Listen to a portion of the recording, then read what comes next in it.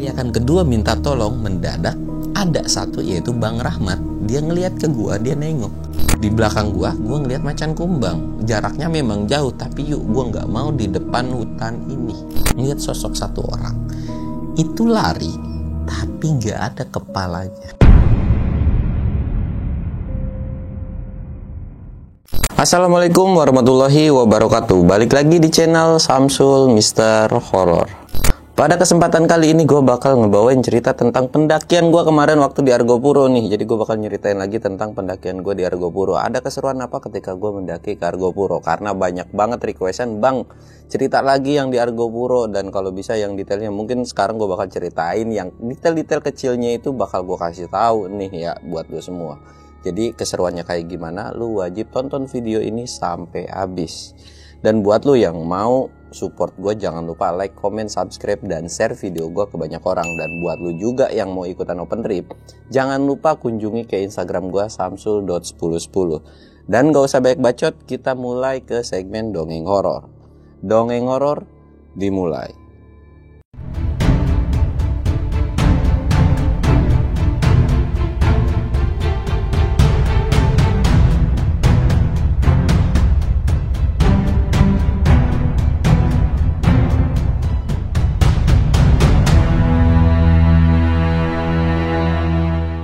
Sebelum masuk ke ceritanya, kita ritual kayak biasa.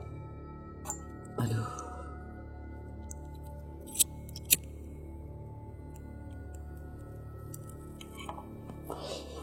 Jangan lupa ngopi biar nggak panik.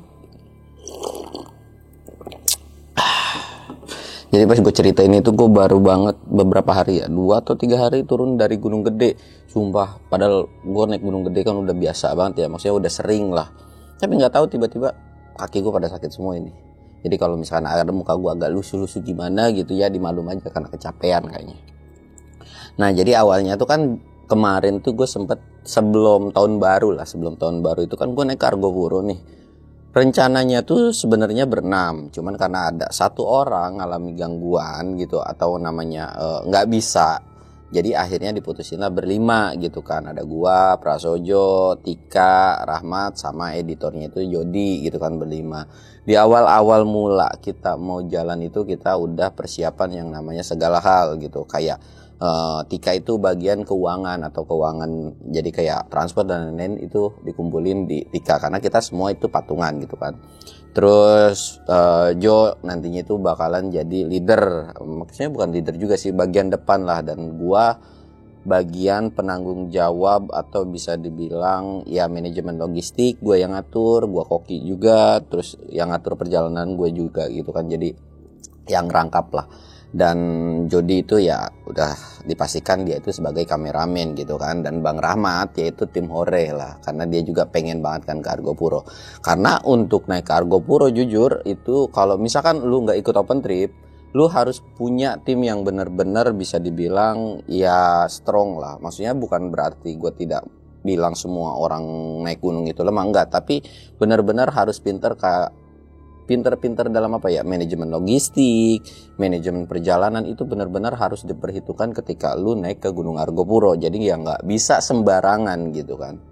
Nah singkatnya gue berlima nih jalan nih menggunakan kereta gitu kan. Sebetulnya alasan naik kereta ini tadinya tuh pengen kayak orang estetik gitu kan, bikin video. Cuman karena kita berhubung naik keretanya malam-malam, jadi ya nggak ada pemandangan yang bagus gitu kan. Tapi ada sesuatu kejadian yang ya menurut gue tidak patut dicontoh dan ya itu juga kesalahan gue pribadi lah. Jadi pas di kereta nih, pokoknya itu udah di stasiun Cirebon lah. Udah sampai di stasiun Cirebon kan ngeres itu sekitaran 1-2 menitan, 3 menitan gitu kan. Karena memang di kereta ini susah ngerokok, jadi kan kalau udah ngeres di satu stasiun biasanya kita diperbolehkan ngerokok, walaupun itu misalkan setengah batang atau gimana gitu kan. Gua ngerokok nih, gue pengen tahu dong gitu kan, ngerokok. Nah mendadak sekitar 1 menit ya ngerokok juga belum puas, gue masuk. Tapi kondisi rokok itu nggak dimatiin. Jadi bagian pintu atau si tengah-tengah gerbong ini gue masuk kan. Aduh rokok lagi enak lagi, gue ngerokok lah belaga gila.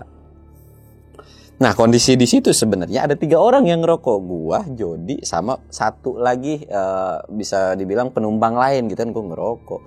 Mendadak satu orang, Jody ini, masuk ke kamar mandi, terus matiin, masuk kamar mandi. Gua berdua masih ngerokok. Nah, si satu orang ini tiba-tiba matiin dan gua masih ngerokok aja. Dan gak lama dari gerbong lainnya itu ngebuka pintu, set, ternyata yang masuk ke gerbong tengahnya itu tuh adalah petugas dari keretanya. Gue tuh diomelin habis-habisan. Ya gimana ya, namanya juga bocah bandel gitu kan. Kamu gini. Pokoknya habis lah gue diceramahin. Dan gue tuh diminta kan tiketnya ditandain gitu kan. Nah sebetulnya jadi kemarin tuh 5 orang kan. Sebetulnya tiket kereta itu udah 6 orang. Si Aldi gitu kan. Nah sedangkan tiket keretanya ini itu gue yang megang. Jadi ketika ditandain gue nggak ngasih tiket kereta gue, tapi tiket keretanya si Aldi yang ditandain tuh. Jadi ya udahlah bodo amat gue bilang.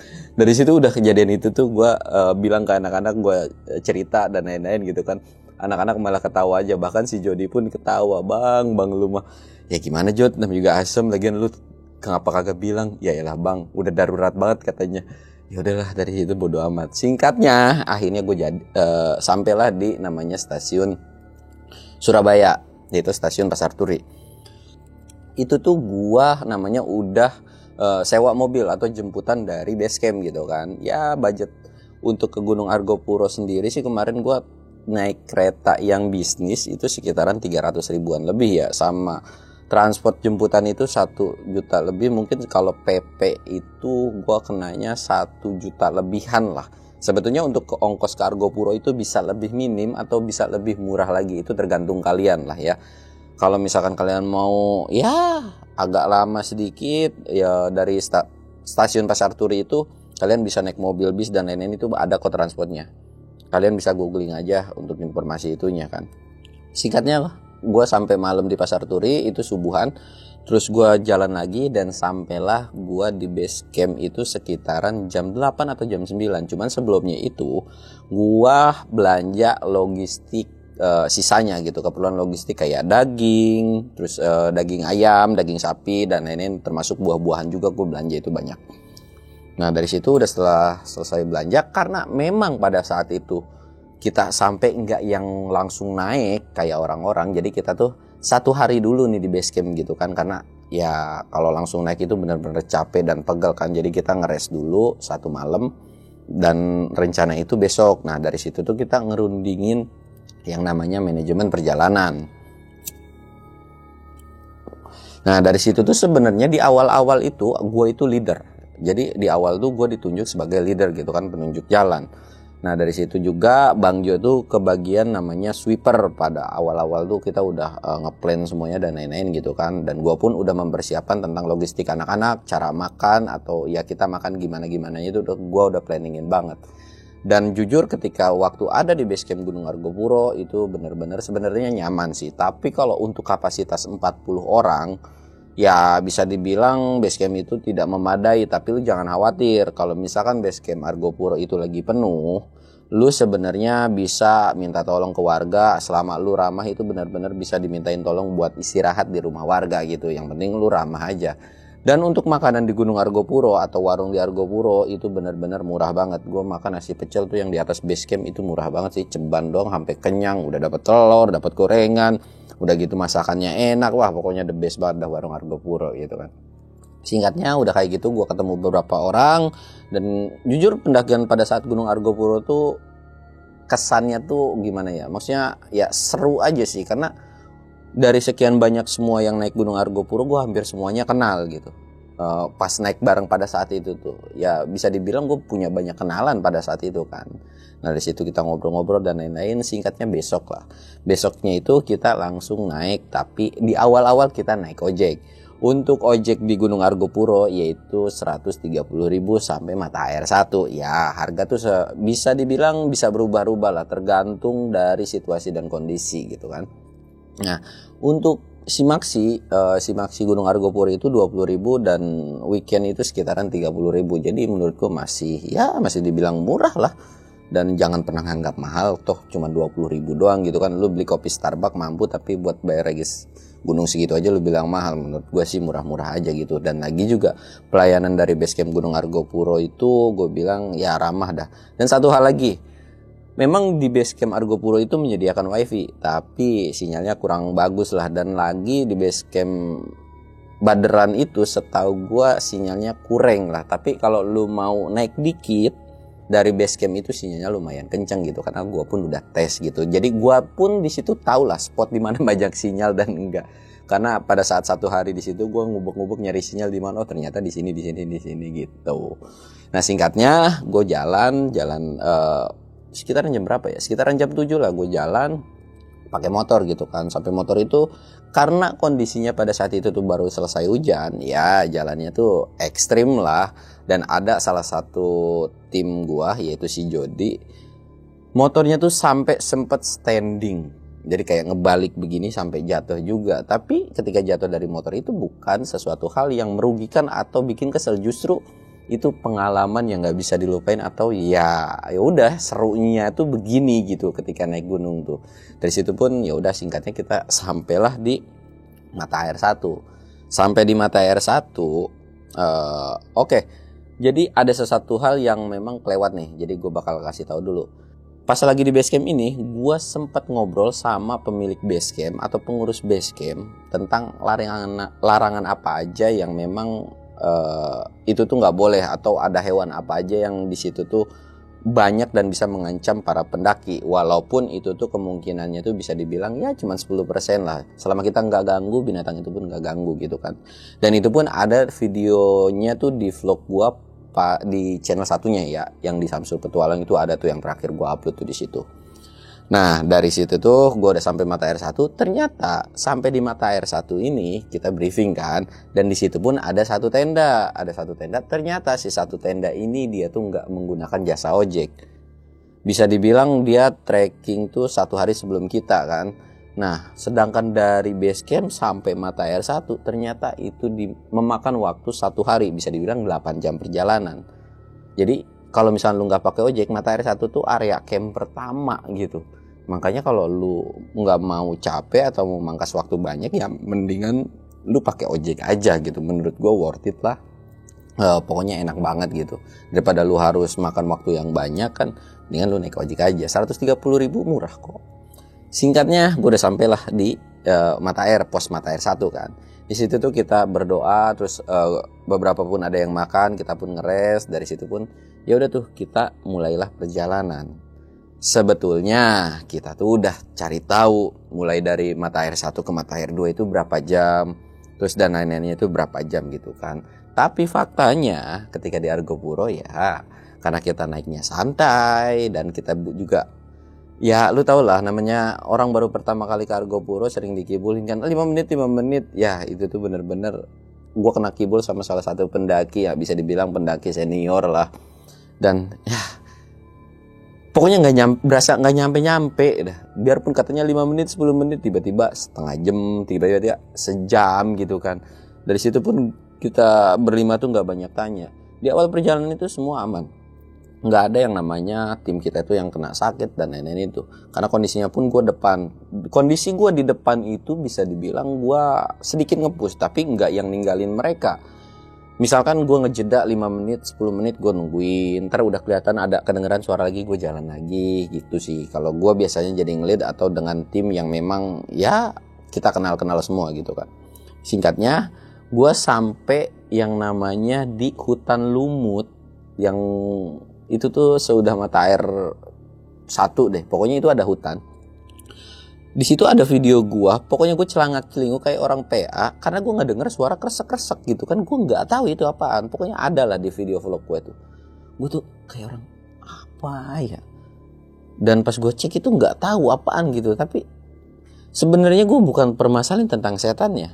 Gue nggak permasalahan, tapi karena dari awal kita dikasih tahu bahwa di Gunung Argopuro itu ada macan kumbang, itulah yang gue paling takutin. Dan apalagi itu di spot yang dimana biasanya para pendaki suka ngelihat macan kumbang gitu kan.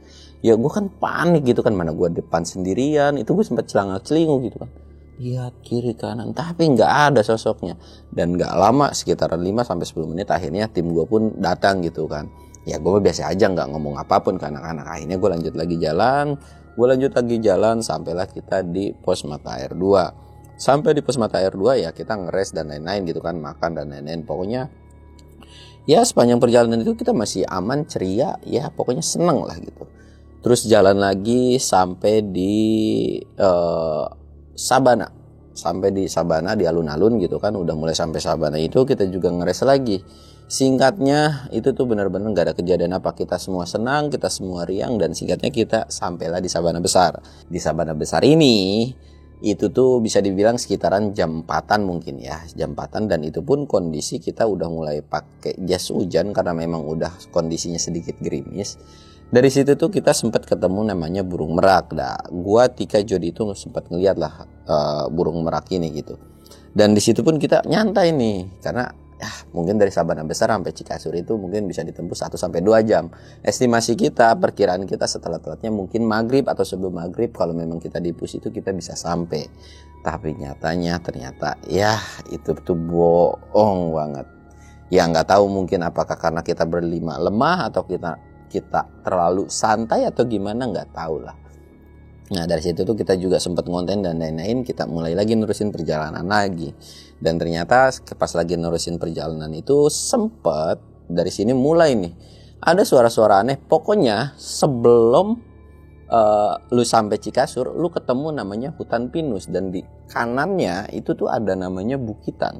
Ada bukitan atau gunung kecil gitulah, gue juga nggak tahu itu namanya apa, karena gue sempat dikasih tahu tapi gue lupa.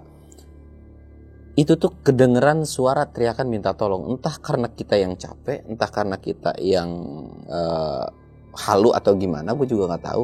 Pokoknya itu tuh sempat berhenti, kita tuh nyiapin headlamp karena kita udah kondisi kemalaman gitu kan.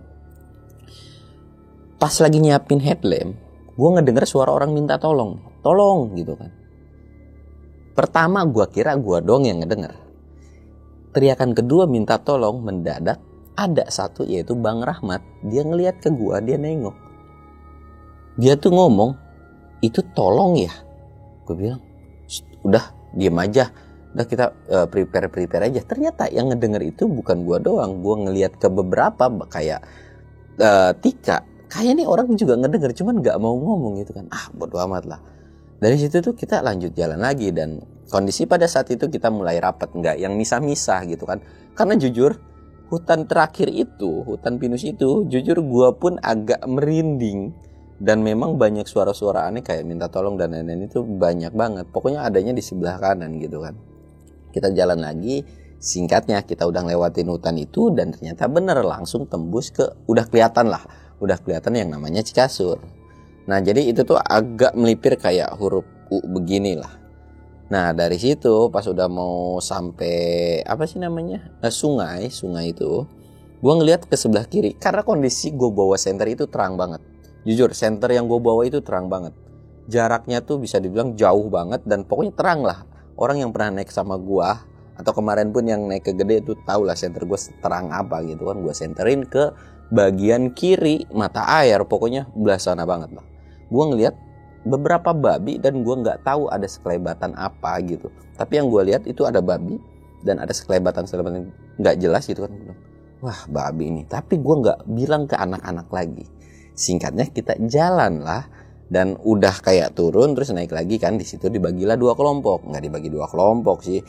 Gue satu sendiri nge-push ke depan buat nyari area spot tenda. Dan sedangkan yang berempat itu nungguin, dan Jo sama Tika itu ngambil air karena udah ada perjanjian gue yang masak, mereka yang ngambil air gitu, bagian perairan gitu kan. Nah dari situ tuh gue nge-push lagi jalan sendirian, dan ternyata sampai Cikasur gue nggak dapet spot. Sebenarnya ya Sabana luas gitu kan, di mana aja bisa, cuman ada beberapa spot yang emang enak banget buat ngedirin tenda tapi udah penuh gitu kan. Ya udahlah gue nyari deket yang namanya Plakat atau Plang Cikasur gitu kan. Dari situ gue ngediriin, ya walaupun gue tahu alasannya kenapa disebut Cikasur, karena ketika lu tidur itu benar-benar empuk ya, walaupun ya agak-agak kurang nyaman lah. Pokoknya buat lu yang Kargo Puro mungkin lu tahu lah kenapa gue bilang sebutnya nggak nyaman. Dari situ gue ngedirin tenda, dan nggak lama pun gue langsung masak-masak dan lain-lain gitu kan. lagi masak-masak kayak gitu, mulailah salah satu dari tim kita yaitu Bang Rahmat udah mulai kelihatan gelagat sakit atau kecapean mungkin. Kayak kecapean gitu kan. Nah udah dari situ udah selesai masak, gue pun anak-anak pun udah makan dan lain-lain pun. Ya udah tuh kita istirahat lah, karena pas awal-awal itu benar-benar bisa dibilang lumayan capek atau sangat capek lah. Ya mungkin karena baru lah kali ya, dan memang pendakian di awal untuk gunung yang belum pernah didaki itu biasanya ya gua pribadi dan yang lain pun kayak gitu. Biasanya capek lah, beda capeknya. Kita tidur, singkatnya jam 2 tenda gua, bisa dibilang kaki gua itu ada yang nyeruduk. Dek. Dan lu tahu siapa yang nyeruduk? Ya, yang nyeruduk itu adalah babi atau Bagas. Dari situ gue langsung ngebangunin, karena satu tenda gue ini barengan sama yang namanya Bang Rahmat gitu kan. Gue bangunin, bang bangun bang, ngapain? Ternyata gue bilang ada babi nih, ada babi. Dia bangun dan ternyata tuh di luar tuh beneran suara babinya menurut gue bukan 1, tapi kayak ada 3 atau 4 karena suaranya banyak banget. Dan di situ gue belum sadar logistik apa aja yang hilang. Dan pas gue cek, ternyata daging-dagingan gue itu masih aman. Gue pindahin lah, gue pindahin ke sebelah kanan, dan itu gue nggak berani keluar sama sekali. Gue bener-bener nggak berani keluar sama sekali. Dari situ tuh kedengeran suara babi truk aja gitu kan. Nah dari situ tuh sekitaran 1 jam kali babinya tuh mendadak udah hilang gitu kan. Dan gue pada saat ke Argopuro itu korban yang namanya tenda gue bolong. Bahkan setelah selesai dari Argopuro tuh gue jual ke orang Tuban. Itu sekitaran 150.000 kalau nggak salah. Mereka mau ngebenerin, ya udahlah gue jual aja gitu kan. Nah dari situ gue bisa tidur lagi dan bangun pagi. Gue tuh coba buat masakan yang lain, udah masak satu-satu, udah makan. Gue pun sempat keliling di Cikasur itu, dan ternyata gue kira cuman tenda gue doang yang kena Bagas. Ternyata ada beberapa pendaki lain, bahkan ada yang kehilangan iPhone gara-gara si carrier-nya itu dibawa Bagas, dan si iPhone ini atau HP-nya ini ada di dalam tas gitu kan. Dan alhamdulillah masih rezeki itu masih sempet ketemu lah. Dan di situ benar-benar banyak korban tenda yang rusak gara-gara Bagas. Mungkin ada sekitar 3 atau 4 tendaan, termasuk tenda gue ya. Dari situ pun masih belum ada keanehan apa-apa. Singkatnya, kita mulai jalan lagi. Kondisi pada saat itu gue masih jadi leader, atau bisa dibilang gue yang paling depan. Kita nerusin perjalanan lagi, dan di awal perjalanan ini mulailah kelihatan gelagat Bang Rahmat yang udah mulai kecapean. Sepanjang perjalanan tuh Bang Rahmat tuh udah wean aja gitu kan, kayak orang mau muntah terus gitu. Dan Bang Rahmat bisa dibilang cukup lumayan sulit untuk makan. Dari situ tuh dia muntah terus dan lain-lain gitu kan. Ya dari situ sih karena memang Jo sama Tika yang paham banget dengan Rahmat, dan di belakang pun mereka berdua, jadi gue masih agak santai lah. Gue pun memang jalannya pun gak terlalu cepat, jadi ya walaupun bisa dibilang nggak ngimbangin mereka lah, karena beban pada saat ke Argopuro gue bisa dibilang lebih berat daripada mereka kan. Jadi gue harus cepet-cepet lah, karena biarpun kayak gimana gue nggak mau nantinya kenapa-napa gitu kan. Gue jalan dan udah mulai muntah-muntah. Singkatnya itu tuh sepanjang perjalanan tuh sebenarnya nggak ada kejadian aneh-aneh ya, walaupun gue nggak tahu nih dari mereka tuh ngeliat apa, karena ya mereka pun nggak cerita ke gue gitu kan. Sampailah kita yang namanya di Cisentor, itu kondisi udah hujan. Kondisi di Cisentor itu kita udah hujan, dan kita pun makan-makan. Dari situ tuh kita udah nge-planningin. Walaupun di awal itu kita udah planning itu buat ngediriin tenda, yaitu di Sabana Lonceng. Tapi dengan kondisi Bang Rahmat yang seperti ini, sebenarnya kita masih ada kepikiran buat nge-push. Karena belum ada kejadian apa-apa, mungkin Bang Rahmat masih bisa dipaksain gitu kan. Tapi gue bilang kalau misalkan kenapa-napa atau ada sesuatu hal yang terjadi, sebaiknya kita nggak boleh memaksakan, atau kita ya udah ngecamp di Embik aja gitu kan. Kita dari Sabana Lonceng itu udah mulai namanya gua jadi sweeper dari Sabana itu, dari Sabana dari Cisentor itu. Karena kenapa ya? Ya gue ngerasa ya udahlah gue sweeper aja gitu kan. Ya gue bukan merasa paling hebat enggak, tapi kayak ya udah nggak apa-apa, lu aja duluan gitu. Karena kondisinya harus ngimbangin Bang Rahmat gitu kan. Gue di belakang dan kita lanjut jalan lagi. Sepanjang perjalanan buat sampai ke Rawambi, pos Rawambi, gue ngelihat beberapa kotoran hewan. Ya bisa dibilang kayak bagas, kotoran hewan burung merak. Di vlog pun ada gitu kotoran hewan itu. Kita lanjut jalan lagi. Sebelum Rawambi itu ada yang namanya turunan. Gue nggak tahu hutan keberapa, turunan terus agak naik dikit. Masih di hutan pinus. Di depan gua itu ada ketika lagi berhenti ngeres. Dia tuh ngeres kecapek gitu kan. Gua pun ngikut ngeres dong. Gua ngikut ngeres, gua sambil ngerokok ngeliat ke depan ke salah satu pohon. Dan gak lama gua ngeliat, jadi pohon gunung Argopuro ini kan agak hitam ya, kayak ya mungkin dari lumut gitu kan. Nah, gua ngeliat di bagian batang atau pohonnya itu agak kayak gimana sih, kayak tiba-tiba muncul batang set gitu. Kayak ya udah pokoknya sekelebatan. Gue bilang apaan ya? Nggak kelihatan nih bentukannya apa gitu kan. Dan makin kesini kok tiba-tiba si batang pohon ini tuh kayak ngerayap, kayak ke atas beberapa langkah tek. Dari situ gue langsung punya pikiran jelek, anjir ini mah bukan demit, tapi ini mah yang namanya macan kumbang. Walaupun jaraknya jauh, tapi kalau misalkan kondisi macan kumbang itu bukan sesuatu hal yang mustahil buat ngejar tim rombongan kita. Dan pas gue ngecek pun Tika ternyata udah jalan duluan ke depan. Wah anjir, dari situ gue ngejar dong, langsung lari pontang-panting. Dan ternyata gue kekejar nih sama rombongan depan. Nanya dong beberapa tim tuh ya, bang lu ngapa lari-lari? Gue bilang yuk lari-lari, kita buru cepet cari tempat landai. Nanya dong kenapa? Di belakang gue ngeliat macan kumbang. Jaraknya memang jauh, tapi yuk gue gak mau di depan hutan ini atau di hutan ini. Pokoknya lari singkatnya sampailah di tempat atau di ujung hutan ini gitu kan. Di ujung hutan ini tuh udah sampai di situ tuh kita akhirnya nyarilah opsi kedua. Yang tadinya kita mau tembus ke Sabana Lonceng, akhirnya udah pokoknya gue nggak mau tahu, kita ngecamp di Rawambi. Gue punya feeling jelek kalau kita nerusin sampai malam ke Sabana Lonceng, dan semua pun setuju karena ancamannya bukan setan gitu kan, ancamannya macan. Ya udah kita semua setuju, dan dari situ pun ketika berhenti gue langsung bilang, karena kondisi pisau gue tuh sebenarnya di dalam kan. Di situ pun gue bilang, Bang Jo, gue minjem pisau dong. Pokoknya buat pegangan gue aja gitu. Nah ini gue minjem pisau dan gue megang pisau kan. Ya kalau ada, ya amit-amit sampai ada macan kumbang, ya udah kita duel aja dulu, urusan menang atau kagaknya mah lihat nanti aja gitu kan. Dari situ ya udah kita lanjut lagi, dan kondisi Bang Rahmat pada saat itu udah mulai yang namanya kecapean banget. Pokoknya udah kecapean banget lah. Kita pun lanjut lagi kondisi gue di belakang lagi. Gue tuh agak ngejeda setelah race itu tuh sekitaran 2-3 menit. Ya mereka masih kelihatan lah. Dari situ tuh gue jalan lagi. Setiap ada kresak-kresak apapun, semua tim itulah selalu nengok. Karena mereka udah parno kan, udah panik. Ya gue pun bukan yang mau nakut-nakutin mereka, tapi ya kalau ancamannya kayak binatang buas ya gue harus bilang ke mereka biar mereka pun bisa waspada gitu kan. Tapi ya dari situ pun mental kita memang udah benar-benar kena gitu, udah ketakutan lah. Dari situ kita lanjut lagi, masuk lagi ke hutan. Masuk lagi ke salah satu hutan terakhir sebelum yang namanya pos Rawambi. Sampai di hutan itu, jarak gue sama anak-anak itu bisa dibilang nggak terlalu kelihatan lah.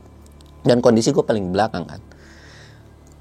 Gue ngedengar suara kresek-kresek pertama itu dari sebelah kiri. Dari sebelah kiri itu gue ngedenger. Gue tengok nggak ada apapun. Dan gak lama itu ada suara kayak terbang, ternyata itu burung merak. Di situ gue langsung panik, lu bayangin. Suara burung aja gue langsung panik karena gue takut. Ya yang lu tahu kan, takut macan gitu kan. Gue jalan lagi agak sedikit menanjak. Pokoknya lumayan cukup menanjak lah. Jalan, gak lama ada suara kedengeran kresek-kresek dari sebelah kanan. Kondisi pada saat itu bisa dibilang mau maghrib sekitaran jam 5 lewat atau setengah 6-an. Dan lu tahu ketika gue nengok ke kanan itu apa? Gue ngelihat sosok satu orang. Itu lari, tapi gak ada kepalanya. Gue dari situ cuman bisa ngelihat.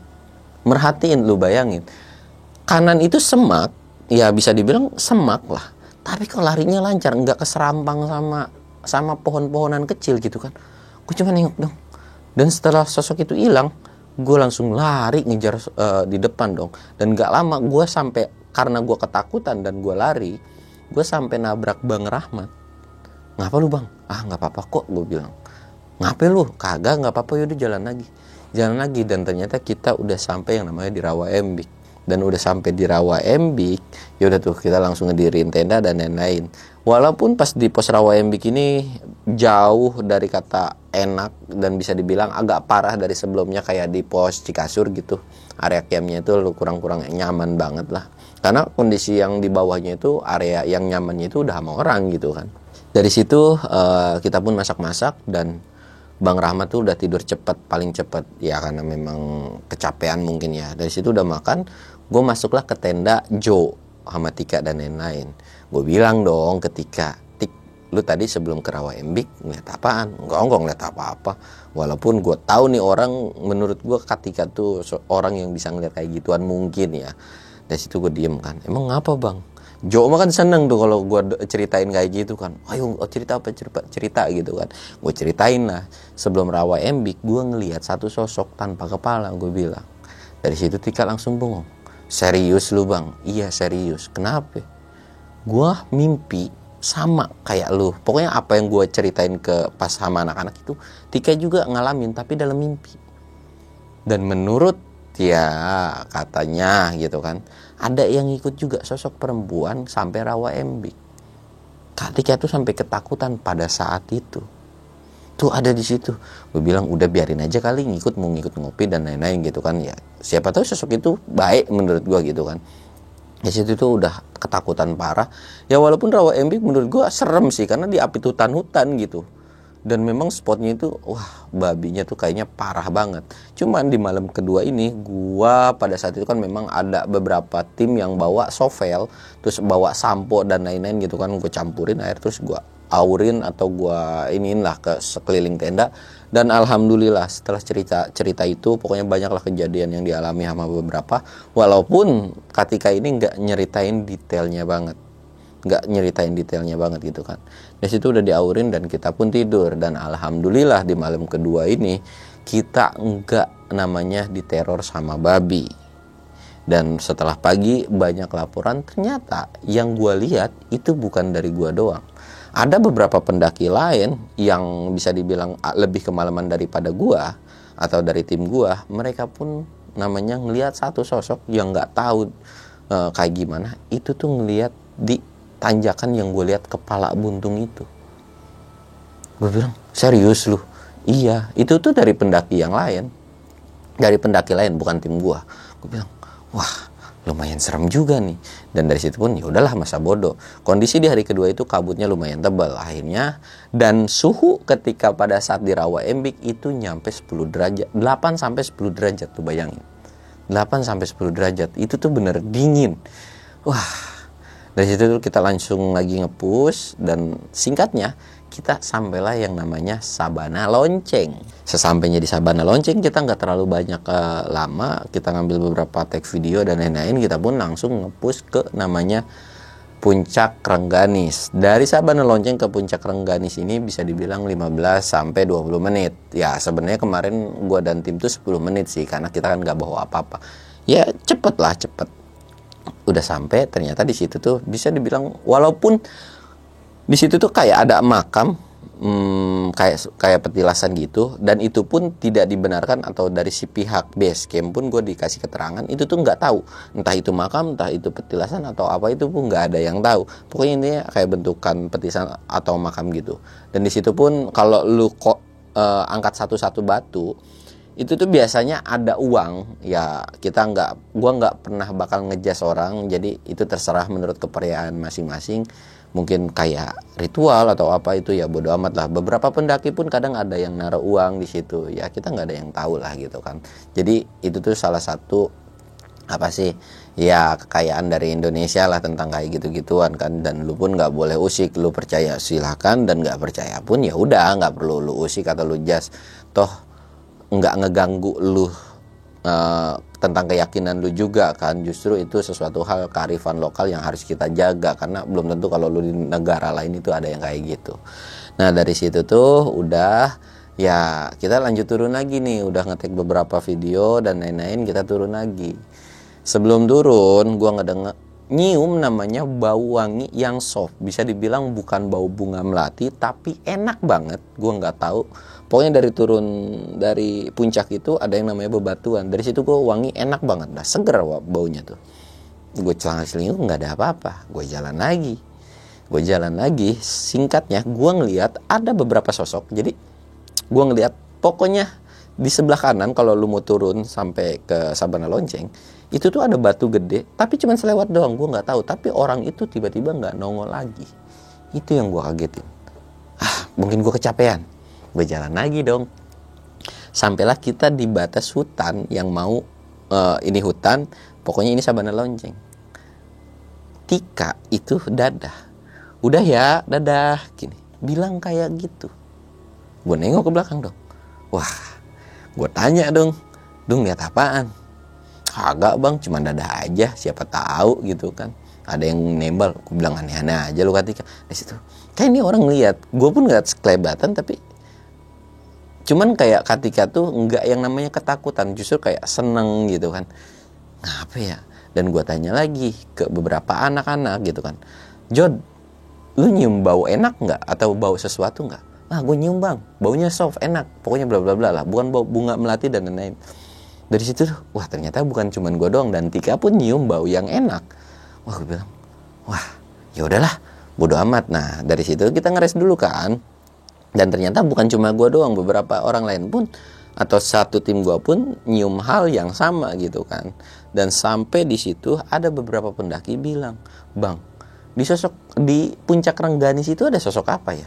Itu satu pendaki cewek, bisa dibilang umurnya tuh sekitaran 30-an lebih, 35 atau 36-an. Dia bilang, sosok apaan? Tadi kok gue ngeliat sosok cewek, dia lagi duduk, lagi ngapain? Lah pendaki kali, gue bilang gitu kan. Enggak, kalau pendaki nggak mungkin, karena dia duduk bukan di puncaknya tapi agak di bawahnya, dan itu jarang pendaki ke situ, dan gue lihat pun nggak ada pendaki lain, dan bisa dibilang itu tuh hampir dekat ke tebingan. Udah gak usah ngada-ngada kak, gue bilang gitu kan. Gak ada apa-apa kok, mungkin kakak lagi kecapean, gue bilang gitu. Enggak kok, bener, gue ngeliat gini-gini, sosoknya gini-gini. Gue pun sempet ngeh dengan kriteria baju yang dipakai, karena gue ngeliat sekelebatan. Ya udahlah, biar nggak ngesuges orang lain gitu kan. Mungkin iya kali, mungkin kakak dikasih lihat sosok Dewi Rengganis, gue gituin aja kan. Ya udah, positif aja, siapa tahu dia nggak ganggu. Yang penting kita nggak macem-macem lah di gunung ini gitu kan. Oh iya. Tapi gue bilang juga, gue sih kalau nyium bau wangi-wangian, iya sempet nyium. Wah iya kak, beberapa dari tim kita juga katanya ada yang nyium bau wangian, termasuk gue pun gitu kan. Nah ternyata ada lagi tim yang lain. Singkatnya dari situ kita lanjut lagi lah ke puncak Argopuro. Sampai di puncak Argopuro, kita pun bisa dibilang ngeres beberapa lama gitu kan di situ. Dan kondisinya pada saat itu lumayan cukup dingin dan angin pun lumayan cukup kencang gitu kan. Nah dari situ pun gue ketemu pendaki lain lagi. Dia cerita hal yang sama, kak, kok gue ada yang ngikutin ya dari belakang. Ngikutin. Gue cek dong ke belakangnya, kagak ada. Iya bukan di sini tadi pas arah nanjak. Ngadi-ngadi. Bener kok kak, tapi sosoknya nggak yang ganggu gitu kan. Diceritain lagi lah sosoknya tuh kayak gimana. Menurut gua itu tuh sosok yang sama yang pernah diceritain sama Tika. Menurut Tika kan ada yang ngikutin juga sosok cewek waktu di Rawa Embik. Gue mikir kok sosoknya hampir sama ya. Tapi gue bilang ya udahlah. Gue tuh cuman ngasih tahu udah nggak usah aneh-aneh, udah kita mah santai aja naik mah. Nggak usah yang terlalu tersuges dengan sesuatu hal yang ditakutkan gitu kan. Selama nggak ganggu ya udah nggak apa-apa gitu kan. Mungkin mereka emang udah habitatnya di sini, ya udah biarin aja. Kita lanjut lagi. Udah ngeres itu, tim mereka juga udah jalan, kita pun ikut jalan. Sampailah kita di puncak ketiga, yaitu Puncak Hyang. Di Puncak Hyang ini ada yang namanya, ini Puncak Hyang, di bawahnya itu sama kayak makam atau petilasan lagi, gua nggak tahu itu apa. Buat lo yang tahu lo bisa kasih tahu gua. Di situ pun sama kayak di Puncak Rengganis, ada uang, dan bahkan kalau di situ ada kayak dupa bekas dibakar gitu kan. Di situ pun gue sempat ngambil gambar dan foto juga. Dan lagi-lagi lu jangan pernah usik dengan sesuatu hal yang kayak gitu. Lu percaya silakan, nggak percaya ya udah. Dan kalau misalkan ada sajian, ada apapun, nggak usah lu ganggu lah gitu. Biarin aja, nggak usah lu acak-acak dan lain-lain, nggak usah gitu. Beda keyakinan, beda kepercayaan, ya udah. Cukup lu kayak gini, ya udah gitu aja. Dari situ mulailah agak namanya ya mental tuh udah mulai mental tuh udah mulai kekuras banget karena kondisi pada saat itu sebenarnya belum hujan. Kita turun dari situ dan pas turun itu sekitaran jalan 1-2 jam mungkin itu mulai turun hujan. Banyak pendaki-pendaki yang kewalahan ketika turun kondisi hujan dari puncak untuk sampai ke Danau Taman Hidup. Banyak orang yang kepleset dan lain-lain gitu kan. Dari sini pun fisik, terutama fisik gue itu udah capek banget. Bener-bener udah capek banget. Nah dari situ kan kondisi udah hujan kan. Kondisi pada saat terakhir gue pakai celana lepis yang bolong, celana kebanggaan gue tuh. Walaupun gue bilang nih celana bakal gue pensiunin ketika gue naik Argo Puro, dan benar gue nggak mau pakai celana itu lagi. Sebetulnya nggak jadi permasalahan, tapi banyak kondisi dimana kalau lu pakai celana lepis itu banyaklah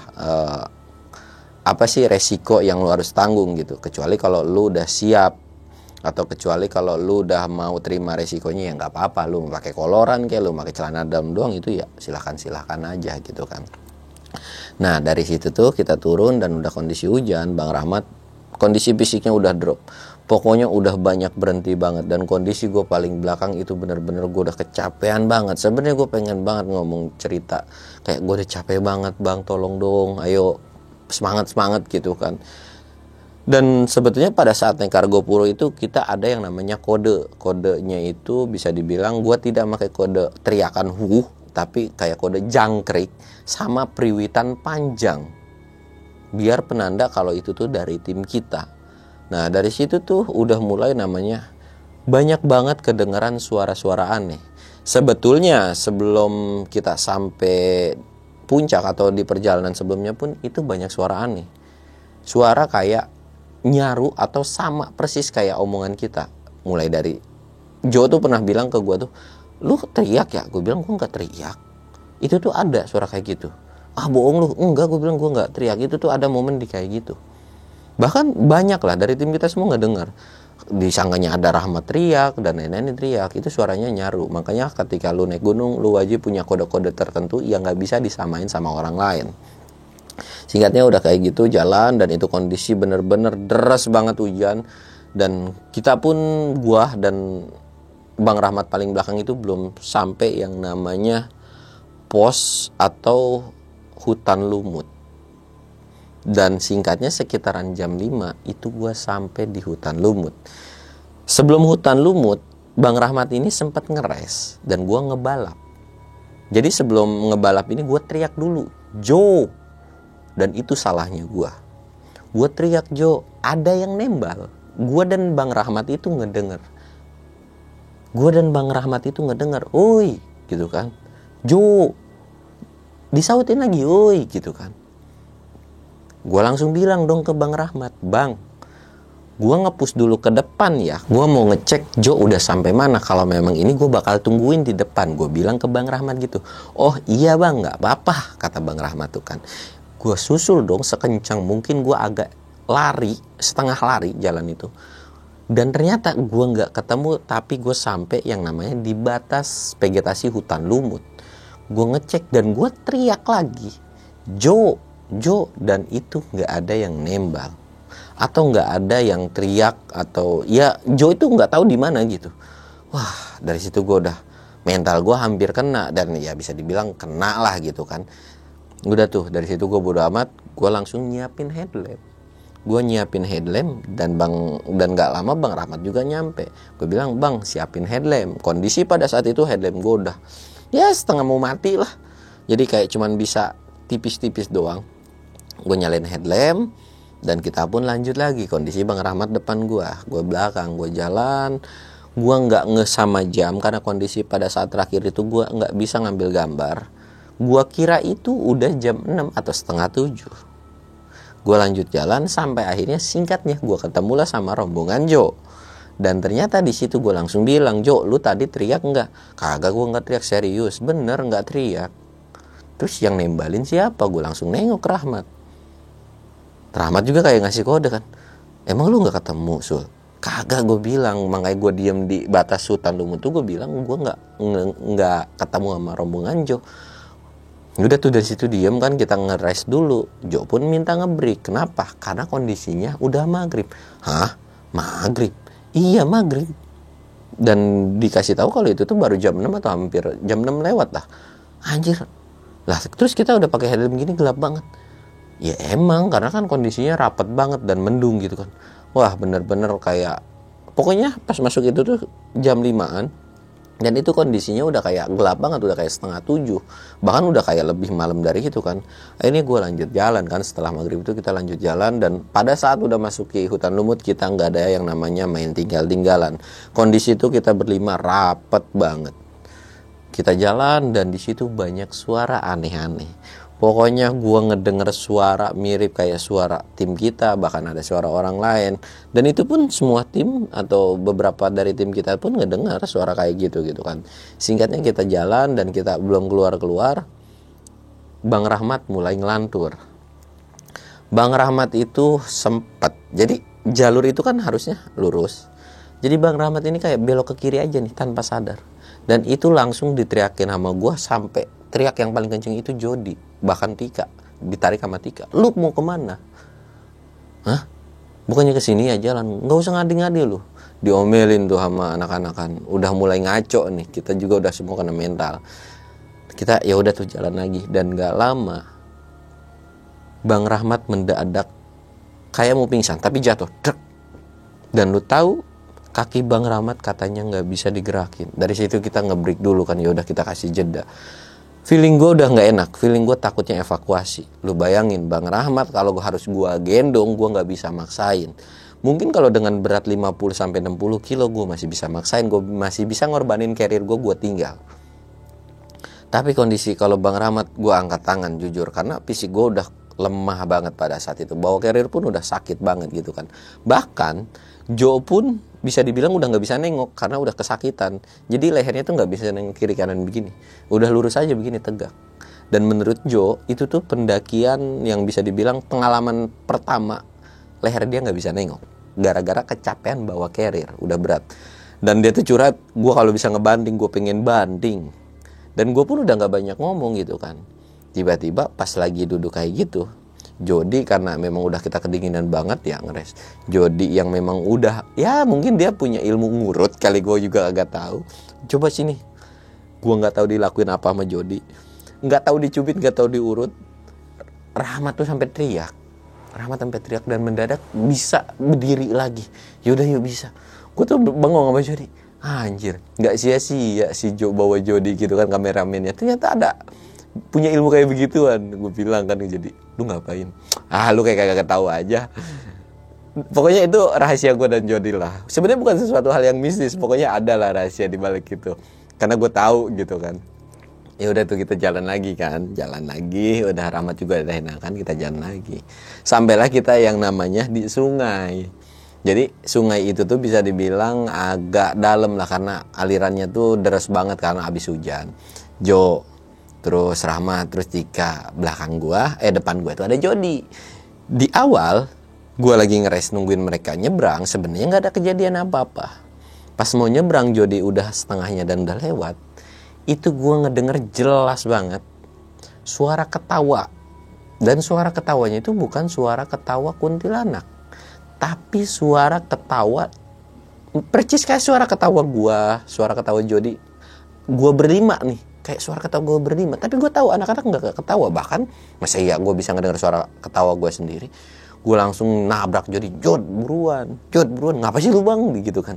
Udah ntar gue ceritain. Lanjut lagi jalan. Gue nggak cerita sama anak-anak. Dan ternyata kita terus jalan sampailah kita sempat, bukan nyasar sih, tapi kita selisih jalan. Karena kondisinya ada yang namanya percabangan ke kiri buat ke Danau Taman Hidup, itu kondisinya dihalangin sama tenda. Jadi kita ngambilnya kanan terus nih, karena kita berlima ini baru kan, nggak tahu jadinya ya udah. Dan untungnya kita sempet disusulin sama satu pendaki yang gue kenal juga, kalau kita tuh salah, kalau ke sana tuh ke Baderan, jadi kita harus balik lagi, yaitu di pas tenda itu belok kanan kalau dari arah yang kita nyasar itu. Oh, dari kayak gitu tuh, wah ya udah deh, kita balik lagi, dan alhamdulillah kita sampai yang namanya di Danau Taman Hidup. Kondisi pada saat itu yang masih kuat, gua sama Tika, dan yang paling kuat jujur pada saat itu tuh Tika doang.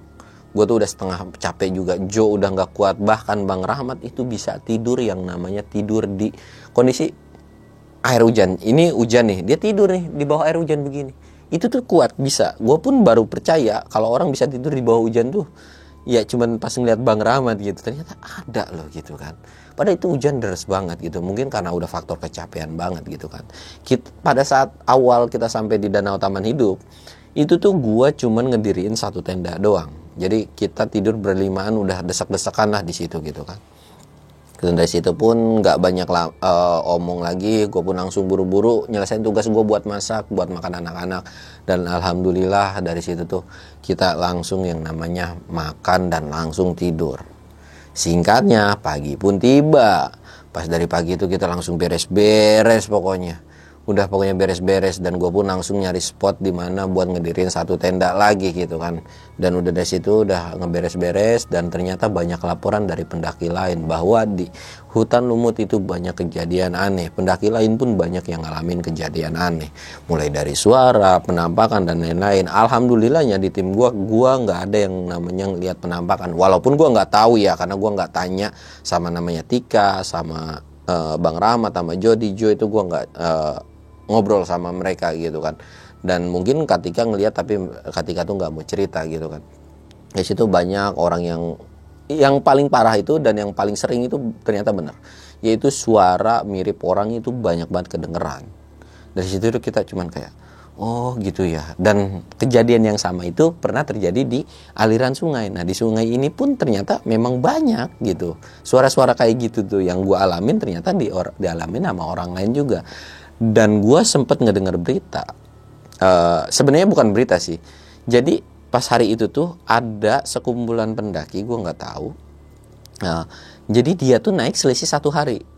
Gue tuh naik di hari Sabtu, nah sedangkan pendaki yang ini tuh naik di hari Jumatnya, dan mereka baru sampai di Danau Taman Hidup pas gue udah nyampe juga.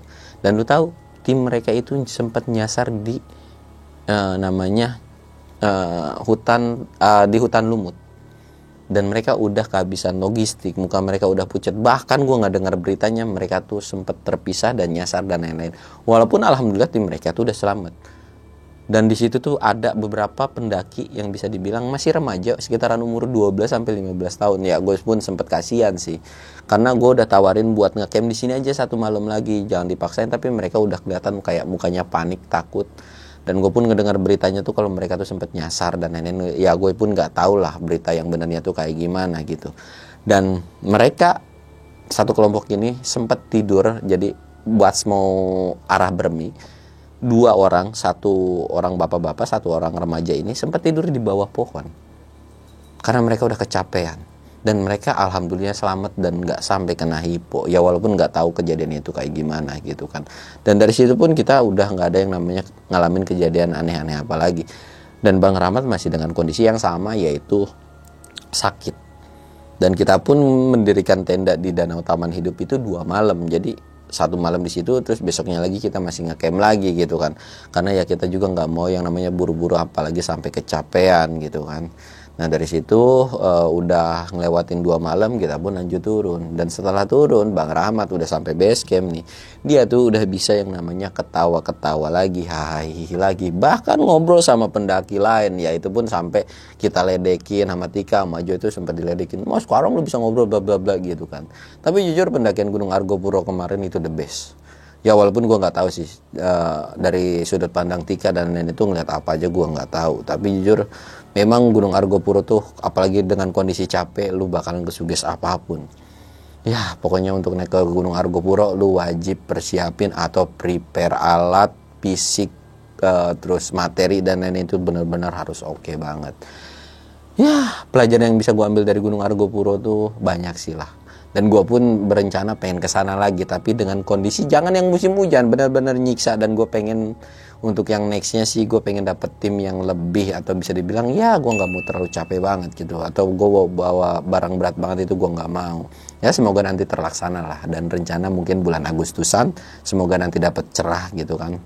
Nah, mungkin ceritanya cukup sekian aja ya, walaupun ini udah pernah gue ceritain sebelumnya, tapi ya karena banyak requestan dari lu buat nyeritain pas Argo Puro, ya udah gue ceritain lagi gitu kan. Ya, mungkin ini ceritanya lumayan cukup panjang kali ya. Gue Samsul undur diri. Assalamualaikum warahmatullahi wabarakatuh.